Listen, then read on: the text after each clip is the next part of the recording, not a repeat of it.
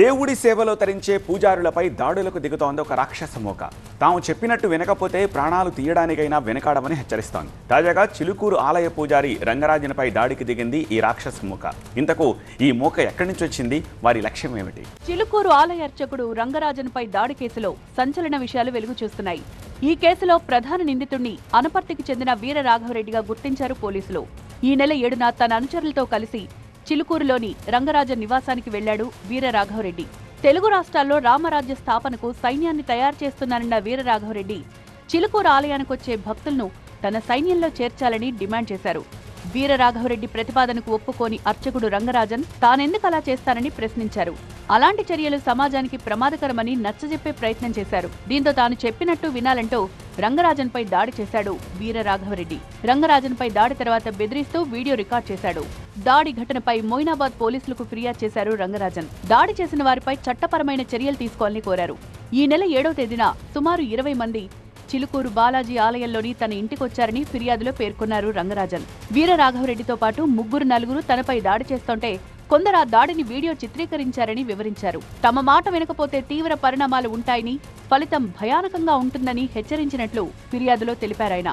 తన సైన్యం కోసం మనుషులను రిక్రూట్ చేయాలని, తనకు మద్దతివ్వాలని బెదిరించినట్లు పూజారి పోలీసుల దృష్టికి తెచ్చారు. పైగా తాను మాట్లాడడానికి ప్రయత్నించినప్పుడల్లా తనను కొట్టారని, తాను మాట్లాడకూడదని, వినాల్సిందే అని అరిచారన్నారు. ఇలాంటి వ్యక్తులు రామసేన పేరుతో నక్సల్స్ లాగా సమాంతర సైన్యాన్ని ఏర్పాటు చేసుకోవడానికి అనుమతిస్తే అది చాలా ప్రమాదకరంగా ఉంటుందని పూజారి రంగరాజన్ పోలీసులకు ఇచ్చిన ఫిర్యాదులో ఆందోళన వ్యక్తం చేశారు.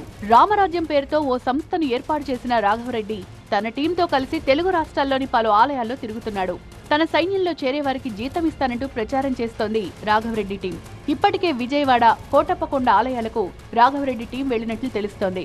ఇదే క్రమంలో చిలుకూరొచ్చి రంగరాజన్పై దాడి చేశాడు వీర రాఘవరెడ్డి. మరింత సమాచారం మా ప్రతినిధి శ్రవణ్ అందిస్తారు. శ్రవణ్, వీర రాఘవరెడ్డి ఇలానే వేరే ఆలయాల్లో కూడా గూండాయుధం చేసినట్టు చెప్తూ ఉన్నారు కదా, పోలీసుల దర్యాప్తులో ఎలాంటి విషయాలు వెలుగు చూస్తున్నాయి?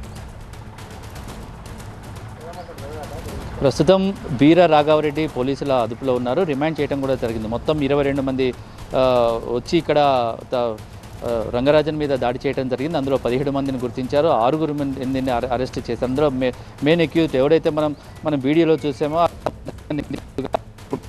రామరాజ్యాన్ని స్థాపించడంలో భాగంగా చిలుకూరు బాలాజీ టెంపుల్ కి చాలా మంది భక్తులు వస్తుంటారు. భక్తుల్ని రామరాజ్యం టీంలో జాయిన్ చేయండి, కలియుగంలో రామరాజ్యాన్ని స్థాపించడమే లక్ష్యంతో ఈ టీం పనిచేస్తుంది కాబట్టి అని అన్నారు. నేను ఎందుకు మీకు సాయం చేయాలన్నందుకు తీవ్రంగా అతనిపై దాడి చేసినట్టుగా తెలుస్తోంది. ఈ మొత్తం వ్యవహారం మీద పోలీసుల ముందు ఈ విషయాన్ని పూర్తిగా గోప్యత పాటించే ప్రయత్నం చేశారు. కానీ విషయం బయటికి రావడంతో ఇటు దీనికి అన్ని పార్టీల నుంచి కూడా ఈ చిలుకూరు బాలాజీ ప్రధాన అర్చకులు రంగరాజన్ ఎవరైతే ఉన్నారో వారికి పూర్తి మద్దతు లభిస్తుంది. పార్టీలకు అతీతంగా, సంస్థలకు అతీతంగా రంగరాజన్కి మద్దతు తెలుపుతున్నారు. ఇలా రామరాజ్యం పేరుతో ఇలా దాడులు చేయడం అనేది పూర్తిగా సహించలేని విషయం తెలుస్తుంది. అతనిది ఈస్ట్ గోదావరి అనపర్తిగా తెలుస్తుంది. ఎవరైతే వీర రాఘవరెడ్డి మెయిన్ అక్యూజ్డ్ ఉన్నారో ప్రస్తుతం అతను రిమాండ్లో ఉన్నాడు. పోలీసులు అదుపులోకి తీసుకున్నారు. అయితే విచారణలో భాగంగా మిగతా 17 మంది ఎవరైతే గుర్తించారో వాళ్ళందరూ కూడా పట్టుకోవాల్సి ఉంది. వాళ్ళని పట్టుకుంటే అసలు మొత్తం వ్యవహారం ఎలా నడుస్తుందనే విషయం బయట తెలుస్తుంది. ప్రస్తుతం అయితే చూస్తున్నామో ఇదే ఏరియాలో ఈ ఇంట్లోనే వీర రాఘవరెడ్డి తన టీంతో వచ్చి దాడి చేయడం జరిగింది. ఇక్కడ నుంచి ఏదైతే పైన అక్కడ రూమ్ చూస్తున్నామో అదే రూమ్లో వీర రాఘవరెడ్డి తన 17 మంది సభ్యులతో వచ్చి చిలుకూరు బాలాజీ ప్రధాన అర్చకులు రంగరాజన్ మీద దాడి చేయడం జరిగింది. ఆ దాడి నేపథ్యంలోనే ముందు ఫిజికల్గా అటాక్ చేశారు. అటాక్ చేసిన తర్వాత వార్నింగ్ ఇస్తూ క్లాస్ పీకుతూ ఉన్న ఒక వీడియోను వాళ్ళు చిత్రీకరించారు. ఆ వీడియోను బయటకు వచ్చింది. దాడి చేస్తున్న వీడియో బయటికి రాలేదని ఇప్పటివరకు సమాచారం. అయితే రాష్ట్రాల్లో వీర రాఘవరెడ్డి